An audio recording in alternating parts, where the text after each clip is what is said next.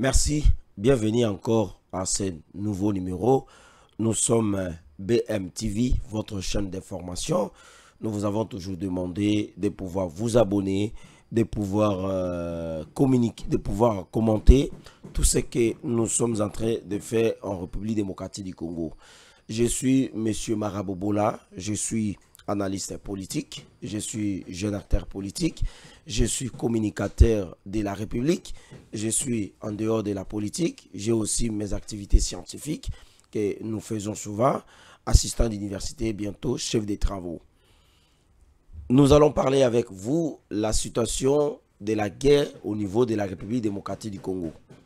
La guerre qui sévit entre la République démocratique du Congo et le Rwanda nous donne jamais alors le sommeil. Nous ne pouvons pas être des hypocrites pendant que nous sommes en train de vivre, pendant que nous vivons ici à Kinshasa, pendant que vous êtes en Europe, vous êtes en Asie, vous êtes aux États-Unis, nous vivons. Mais il y a nos compatriotes qui sont au niveau de l'Est de la République démocratique du Congo où on les appelle désormais des déplacés de guerre.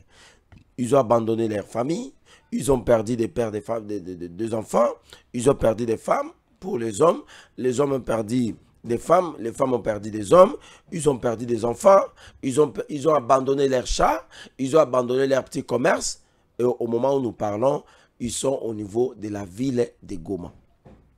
Puisque nous parlons de la guerre entre la République démocratique du Congo et le Rwanda, ceci aussi nous pousse à réfléchir sur le voyage, le déplacement du président de la République. Des sujets que nous allons essayer d'analyser, d'entrer dans les méandres, dans les profondeurs, afin de comprendre ce qui se passe réellement. Nous commençons avec le voyage du président de la République. Le président est sorti depuis le dimanche passé.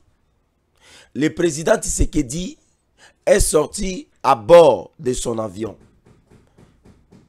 Les informations que nous avons reçues, le président Tshisekedi est sorti depuis 5h05. Ça veut dire que vers 6h déjà, le président congolais n'était plus encore sur le sol congolais.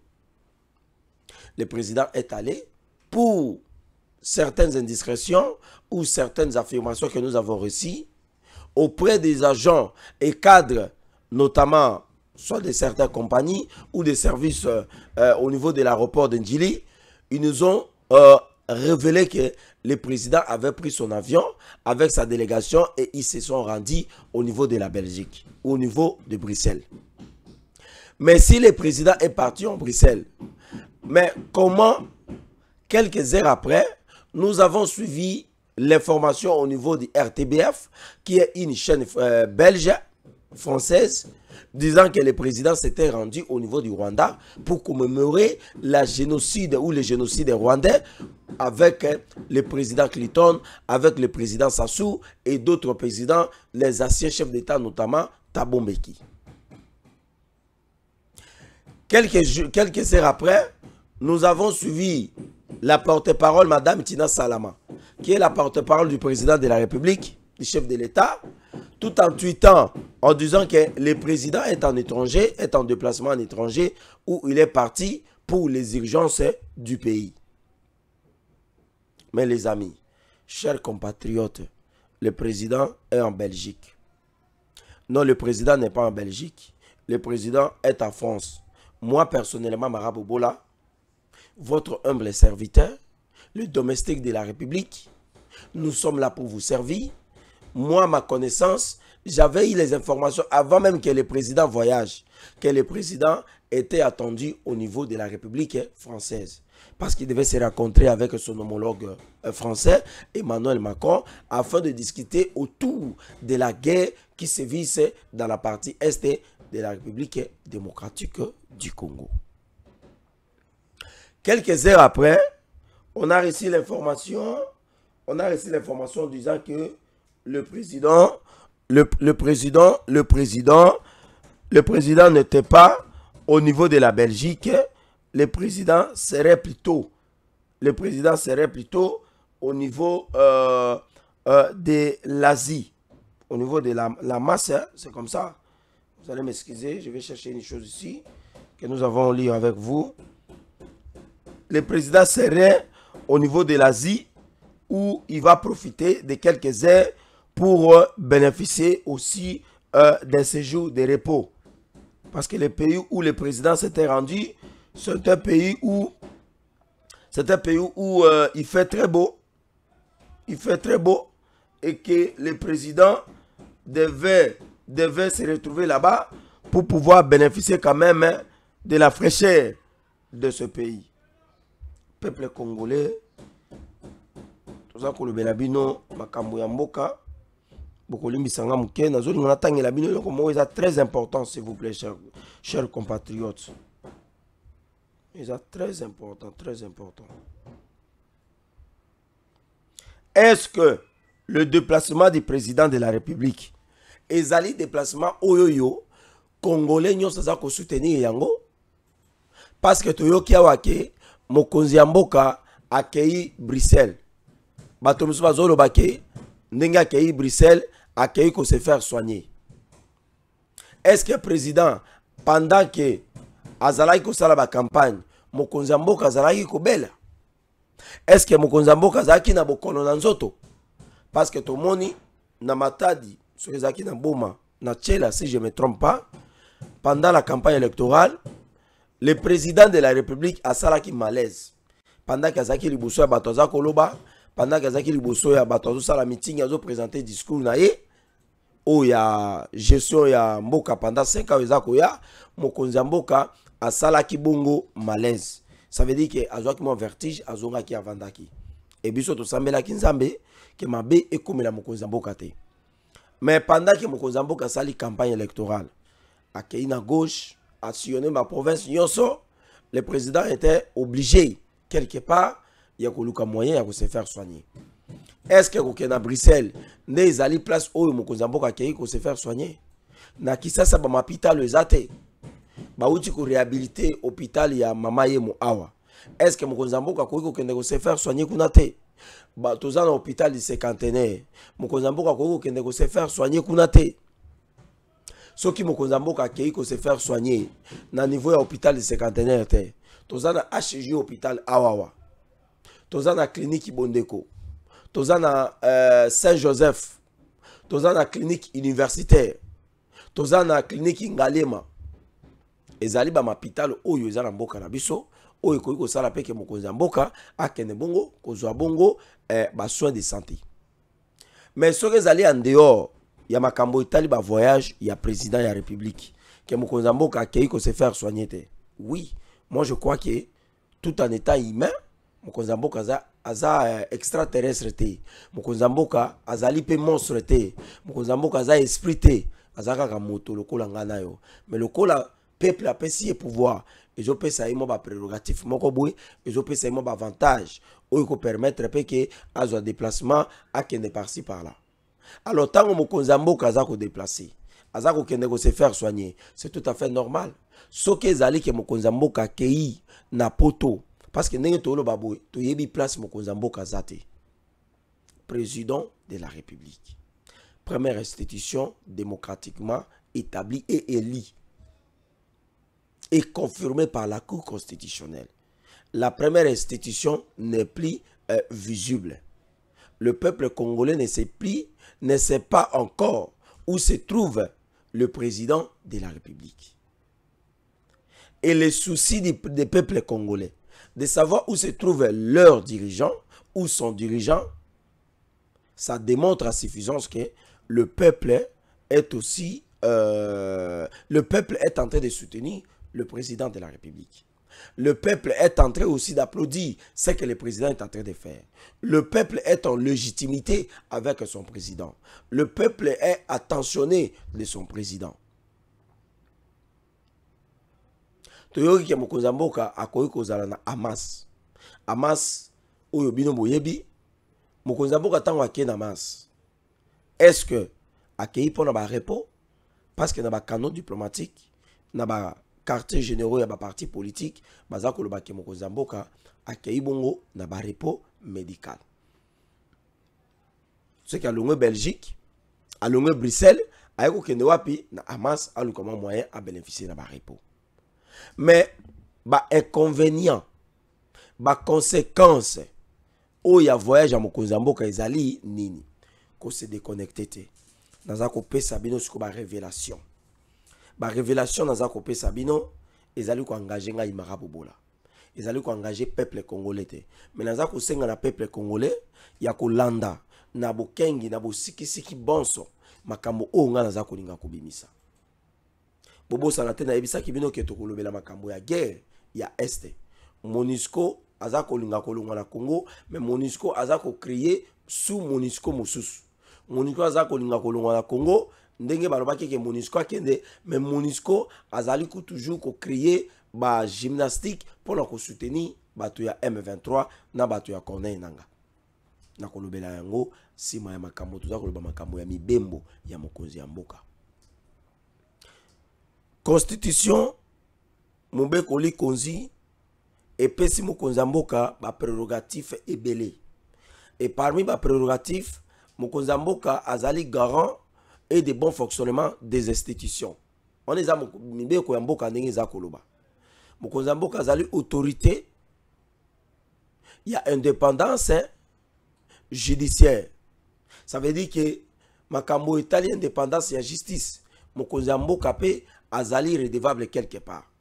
Mais le kola mokonzi ya mboka mibe koza ko pesa ye ndingisa ya kosala oya ko kosala po ke mboka kende liboso na domaine ya diplomatie mokonzi ya mboka tango aza ko tambola atambola rappel ko la premier diplomate.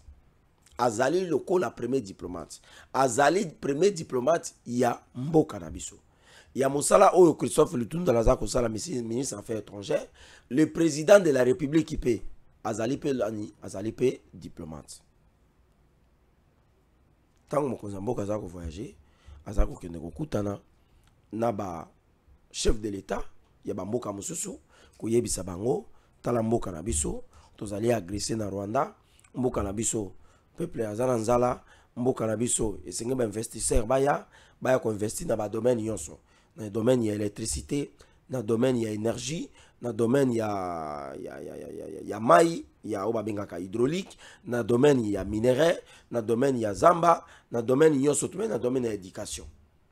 Et Mokonzambo Kazako kende ko vendre diplomatie na biso. Le président est en train d'aller vendre notre diplomatie. Et lorsque le président voyage, il voyage en tant que diplomate. Mais certains Congolais pensent que les voyages du président sont inutiles. Nabisabino ke nakoloba makambo makasi lelo. Nakoloba makambo oyoyo ekozala toujours égal à moi-même. Et ko engager mutute, ça ne va qu'engager que moi. Et puis na ba Congolais oyoyo ba yebisinga marabo bola yo ba yoka kayo mingi. BEM TV ezali chaîne oyo ba yoka kayo mingi. Kende koloba kuna.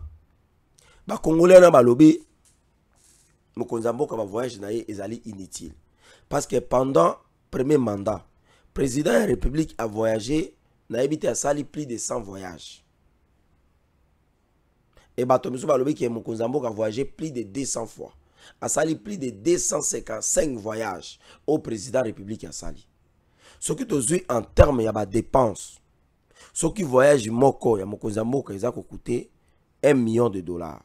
Tozui $1 million, to multiplier yango fois 256. Et je peux sabiso 256 millions de dollars. Oyo écoutez na trésor public pour la makambo ya voyage ya chef de l'État. Alors le col écouté na trésor public. Mbongo wana tango ebimi. Est-ce que mbongo wana ezongi? Mbongo wana ezongi te. To yebi la première fois. Mokonzamboka tango asalaki mobembo na ye ya liboso. Je crois ezaki na 2019. Le président salaki effort ya kozongi sa mbongo oyo tikalaka tango asalaka premier voyage na ye. To yebi parmi les présidents ya mboka na biso tozali bongo na Joseph Kasavubu oyo azalaki parmi les présidents intégrés à chaque fois qu'il effectuait des voyages de l'État, qu'il effectuait des voyages officiels. Le président Joseph Kasavubu remboursait, remettait l'argent qui lui est resté au niveau des caisses du trésor public. Ce qui a mis à 1 million, à sali dépense peut-être à 600 000, 700 000, ou etikali 300 000 à kamati yango, baki kotiango wapi na caisse. Et le président Tshisekedi, Tant que bokonzi 2020 2019 2020 tout le monde a qui président Tshisekedi pe ko mbongo ko kende ko zongisa ngo wapi na trésor public. Bato balobaki azongisi yango mbala sima tokotala soki kokoba tokotala soki ko continuer et toyoka lisusu te. Est-ce que le président zongisa katimini ou de manière secrète ba mbongo oyoyo etikala ka ba voyage na ye ezali motu na pays. Ba voyage ya chef de l'État. Ndenge mokonzi aza ko voyager. Soki akei akuta ina ba investisseur. Akei akuta ina ba investisseur et sengeli ba investisseur baya. Ba investir dans domaine ya transport, ba investir dans domaine ya éducation, ba investir dans domaine ya santé, ba investir dans domaine ya tourisme, ba investir dans domaine ya environnement, ba investir dans domaine ya ba infrastructure. Oui, c'est possible.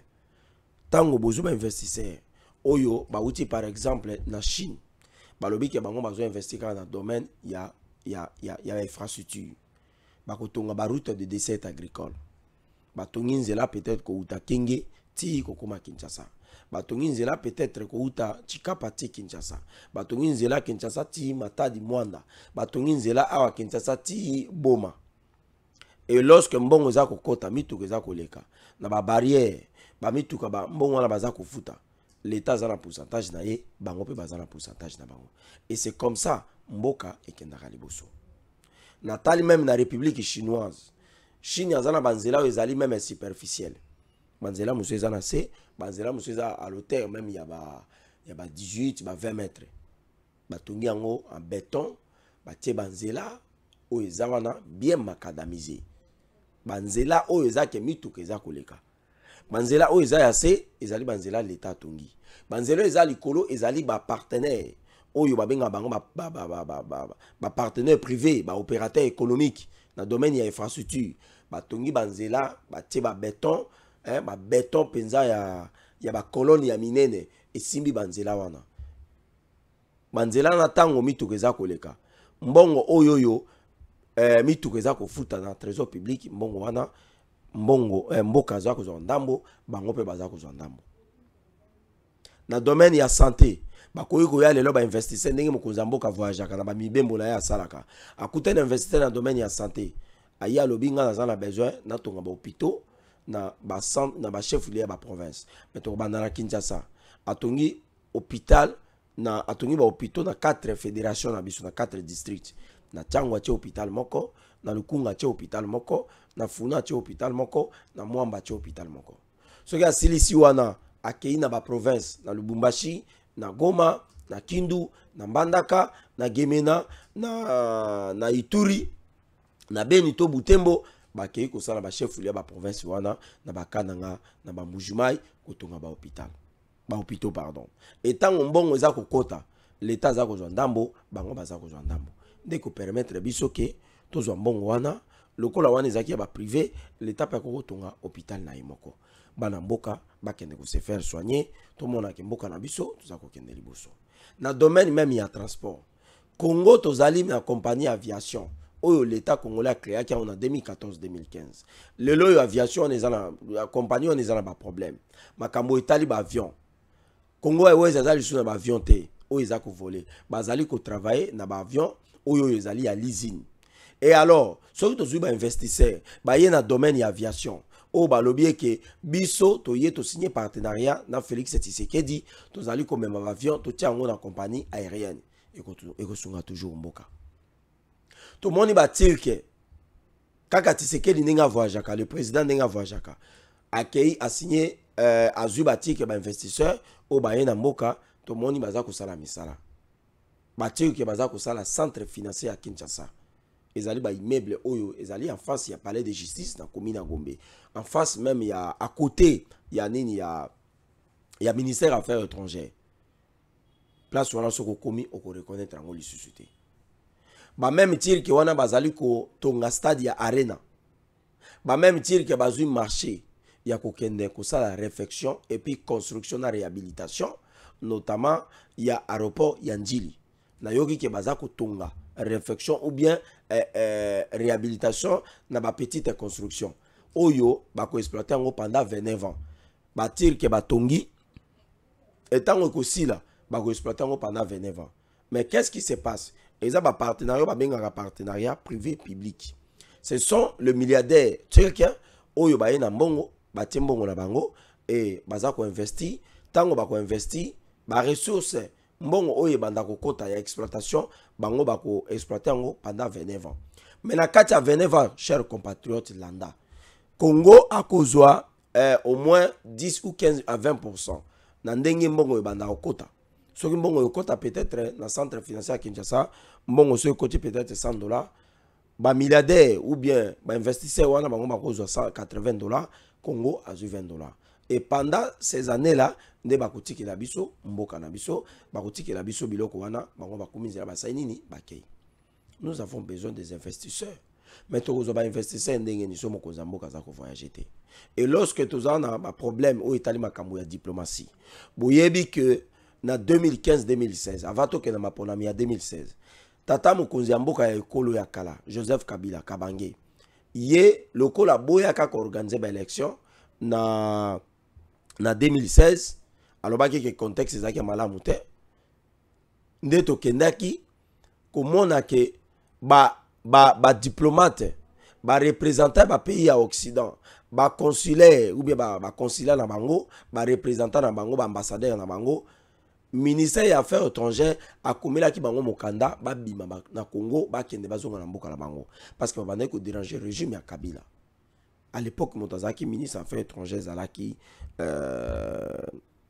papa Kulutu na biso papa Kulutu na ngane na benga kaye chez Okitundu yena zaki ministre des Affaires étrangères.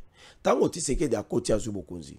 Relation sur le plan il y a concert des nations, la RDC zalaki na isolement. Ça veut dire que na ba concert des nations République démocratique du Congo banda ici ko zalate. Ce qui réunion ezali na Genève par exemple, Congo abanda ko prendre part. Ce qui réunion eza peut-être na Montréal, Congo moya ken desate parce que to baby saki relation diplomatique na bamboka belé.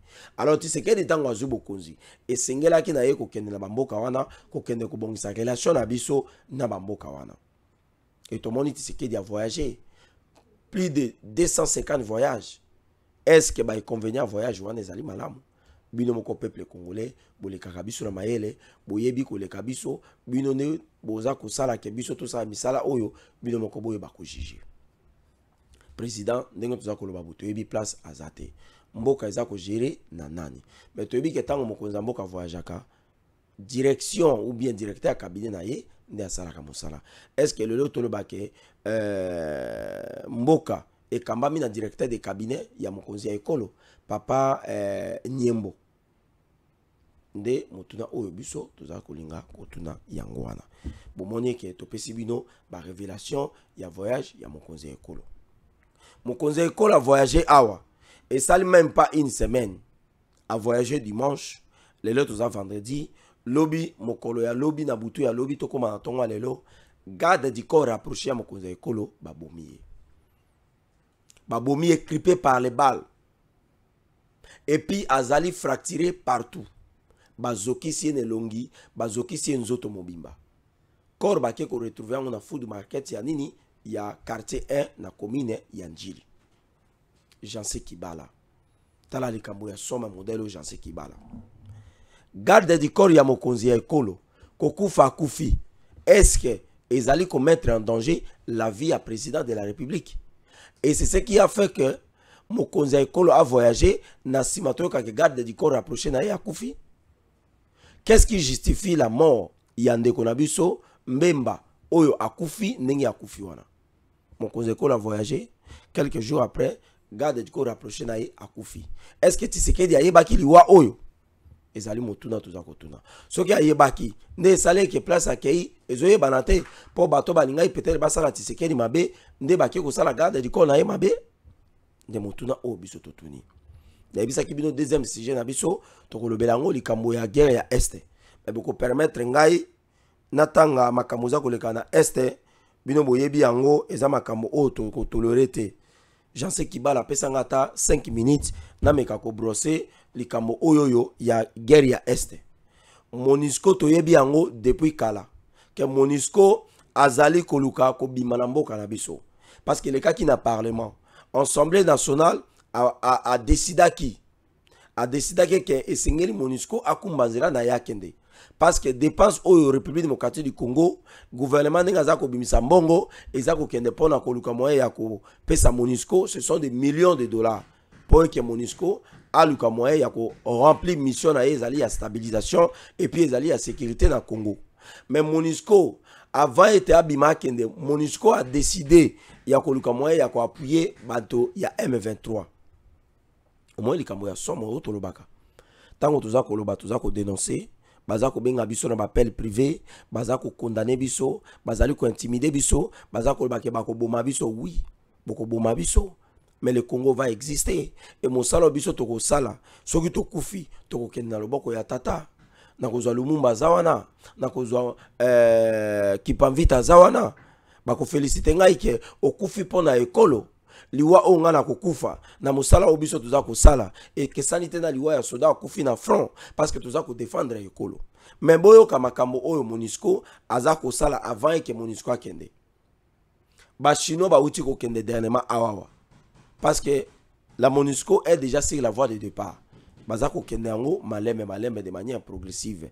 Ndenge ministre affaires étrangères Christophe Lutundula alobaki. Mais bolanda eloko oyo MONUSCO a sali. Likambo ya pasi pe likambo ya somo. Bolanda likambo o MONUSCO asali. 56 véhicules en très bon état. 28 conteneurs. C'est pour la monnaie bien. 28 conteneurs. 28 conteneurs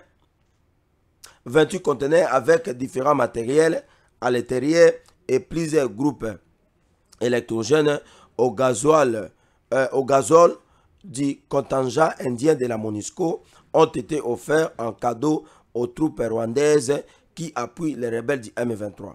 Ce geste qui est en réalité une complicité doublée de trahison du contingent indien de la MONUSCO a été offert à la RDF et M23 depuis le 28 mars 2024 lorsqu'ils quittaient leur poste d'attache de la Rwindi. 56 véhicules Oyo MONUSCO azu ya pesi na ba rebelle ya M23. 28 conteneurs na ba matériel na kati. Ba MONUSCO ya ba indien. Parce que MONUSCO eza ba casque bleu. Na kati ya mission wana ba casque bleu o ba soda bazaka na kati wande bomona bango bazali ya ba état ebele. Ba Ghanéen bazali, ba Tanzanien bazali, sauf ba Rwandais ne bazalaka te. Ba Chinois bazali, ba Indien bazali, ba pays mususu pe na niveau ya Asie bazali, ba pays mususu na niveau ya Afrique pe bazali. Mais eloko ni ne sali que ba MONUSCO indien, ba contingent indien, ba zwa ba matériel oyo, ba pesa yango wapi na ba M23. Yango yo bandeko balandi. Ezali kamwa lokuta te, biso tolinga koyebisa bino vérité. Yango yo. Yango yo boza kotala 58 56 véhicules na 28 conteneurs. Na ba matériel na 4. Oyo ba pesi yango ba nani, ba pesi yango ba M23. Ça veut dire que tango bango bazalaki placé na Rwindi. Ya moye ba longwa ba kende. Ole ba kende lokola ba chinois ba kei, ba chinois ba kei a bonne et difforme. Yango moni ba coopération mususu obiso tuza kosala ba mboka mususu esengeli to revoir yango. Les chinois baza bato oyo bazali kosala coopération ya malamu jusque là na République démocratique du Congo. Partenariat ya biso na Chine eza partenariat ya corrompre yango te. Tala bandoki oyo lokola ba indien. Oyo eza bandoki. Eza lokola sentinelle oyo bandai kosala musala na lopango azobate ya lopango mais sentinelle olia bima kende azui mbeli azui lichette azui tolotolo azui apesi yango ba voisin oyo batungisaka sécurité ya lopango elingi koloba eke atanga na kei mais bino na sima bozwa biloko e permettre bino bo déranger ba voisin na bino. Ça veut dire quoi dans cette histoire? La MONUSCO serait aussi complice des complots que le gouvernement ou les Nations Unies sont en train de faire vis-à-vis de la République démocratique du Congo. Comment la MONUSCO, les contingents indiens peuvent prendre leur matériel, les véhicules, les conteneurs avec des matériels, les blindés, tout ça, donner ça entre les mains du M23. Ça veut dire que cette force onisienne, cette force de la MONUSCO est aussi complice vis-à-vis de ce qui se passe à l'Est. On ne peut pas comprendre que les M23 qui combattent la République démocratique du Congo et la MONUSCO qui avait la mission de stabiliser et de sécuriser la République démocratique du Congo dans ces provinces commencent à quitter la République démocratique du Congo et prennent des matériels et des munitions et donner ça au M23. Au moment où le M23 est en train d'attaquer, la MONUSCO est très à l'aise. Vous avez dit que vous avez dit que vous avez dit que vous avez dit que vous avez dit tozali na ba complice baza ibele mboka na biso bandoki baza ibele baza koloka Congo bandoki baza koloka Congo nzamba ko sa charger na bino mais tala bondoki mususu ngo yo bato MONUSCO ba kotanja ba indien bazali. Est-ce qu'il y a pas moyen ya ko traquer bato oyo ko kende ko récupérer ba matériel ba pesi ba M23 ko kende ko zo responsable ya MONUSCO wana wazali ya kotanja indien baluka moya ya ko interpeller pambate ya zubi bundeli apesi banguna baya ko attaquer mboka. Même mission oyo MONUSCO azalaki nango ya stabilisation zaki modèle ya mission ya modèle nini soki bango baza ko zwa ba matériel ba pesa yango na rebelle, c'est que mission na bango zaki mission moko douteuse, c'est que quelque part MONUSCO a complice et surtout kotanja indien ba indien bino ba indien na ma bino binaka botala makambo bosali boza ko renforcer les M23 ezali kambo ya passe et sengo zala ki yanga mingi tokozonga lisusu pona kopesa bino ba information. Numéro ya sima o na koya nango toko solola makambo etali ba accord oyo Rwanda a signé na ba pays nyonso ya mokili. Boyebi yango Rwanda a signé ba accord abandi na Grande-Bretagne ya kozwa ba demandeur d'asile ko mema bango na Rwanda. Akei a signé na Pologne. Toujours Rwanda un accord militaire na Pologne. Pendant que Rwanda a agressé mais a signé ba protocole d'accord militaire na bamboka ya Europe pona koluka moyen ya kopesa ka Rwanda minduki. Rwanda signé accord na Union européenne pona ko valoriser ba ressources naturelles et pourtant na mabele ya Rwanda azala matière première te. Rwanda signé accord na Congo Brazzaville pona koluka moyen ya kosala bilanga ya ko exploiter ba minerais et puis ya kosala na domaine ya tourisme entre les deux pays ba partager awa kaka en face na biso. Rwanda a signé accord na bango. Rwanda a signé accord na Benin pour le domaine commercial. Boyoka ka période moko ba Benino ba tombokaki. Ba ke ko zo Rwandaise moko ba tie responsable ya port na bango za loko biso na port ya Matadi, ba ke ba zu Rwandaise moko ba tie wana numéro 1 ya port ya Matadi. Loko biso za office national ya transport ou bien ya Onatra. Ça veut dire que non bango non ezala et pas na biso ezala ka ezalaka entreprise na biso wana oyoyo ezali etali makambo ya baport. Je crois que ezali Onatra office national de transport en dehors ya transport tozali pe na baport mususu oyoyo ezala mboka na biso ekotaka mbongo mingi. Alors peuple congolais bakende kozwa Rwandais wana batia ekuna ba béninois na ba béninoise batombukaka. La fois prochaine na koyato sur la makambo o Italie ba accord o Rwanda signé ba mboka wana toko tanga même ba toko révéler bino ba secret ya ba accord wana Rwanda za ko viser nini et pourquoi ba mboka na baza ko ndima ko signer ba accord na Rwanda pendant que Rwanda azali ko agresser biso et toko sola muke toko sola pe muke makambo Italie mission na ba défi ya maman Judith maman Judith Tuluka sous Mwina. Et sengo zalaki yanga mingi marabobola na kosenga na bino ya ko s'abonner na kosenga na bino bo commenter bo aimer page na bino o ezali chaîne na bino ya BM TV chaîne epesa bino ma information nde tokutani bongo mikolo o ezali koya tika eke tata Nzambe apambola bino apambola misana bino bozo nzoto kolongonu bobo sanate ya kozala toujours agent ya renseignement de senga kabino pona ko batela mboka ndenge na lobela kabino sombele suka bisanga bolobo suka ngbele basumba kananganda oyo bombaki yote veste oyo sunga yo kende nango na fête ba pasolaka yango te diplôme oyo zo ya liboso na vie babatela kango jalousement na ko s'excuser vraiment pour la mongongo voilà nga tellement cassé tellement tuza koloba mingi na université tuza koloba liboso ba étudiant tuza koloba na ba émission tuza koloba mosala o biso to pona yango yo nde to kutani na mikolo za ikoya merci ciao ciao